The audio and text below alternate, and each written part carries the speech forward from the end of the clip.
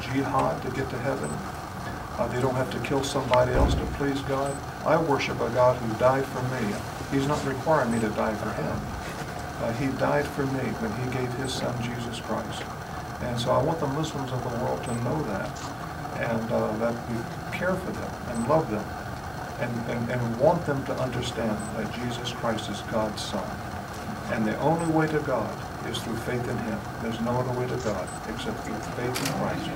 Phil, what do you think is the message that Christian pastors, clergy, and lay people really need to hear right now? They need to take a stand. And that I don't care what denomination you are. I mean, of course, we're here with the Baptists tonight, but I'm talking about pastors need to take a stand today. And if we live in a world where political correctness, pastors sometimes are afraid to speak out because somebody's going to denounce them or tell them you're wrong, you're not loving. And so a lot of times pastors feel that, you know, we need to talk about the love of Christ, and we do. But we have to understand that God is a God of judgment. And God is going to judge sin, and we need to warn people. And if something is worth, if something is good, it's worth fighting for, isn't it? But if something is bad, it's worth fighting against it. And so we need to stand for righteousness, and we need to fight the evil that's in our communities. And the pastors are a great source. And if they would take a stand in their communities, when it comes to elections, and I'm not talking about Democrats or Republicans, I have no hope that any one of those groups can turn this country around. And the Tea Party, whoever they are, I don't even know who they are.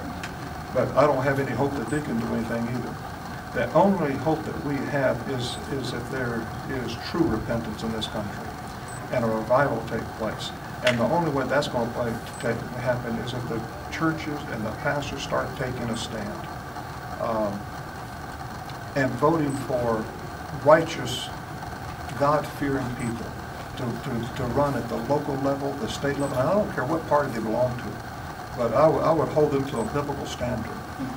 And if they don't adhere to that standard, don't vote for them. What happens is we're in the people vote for parties, and all of them are wicked.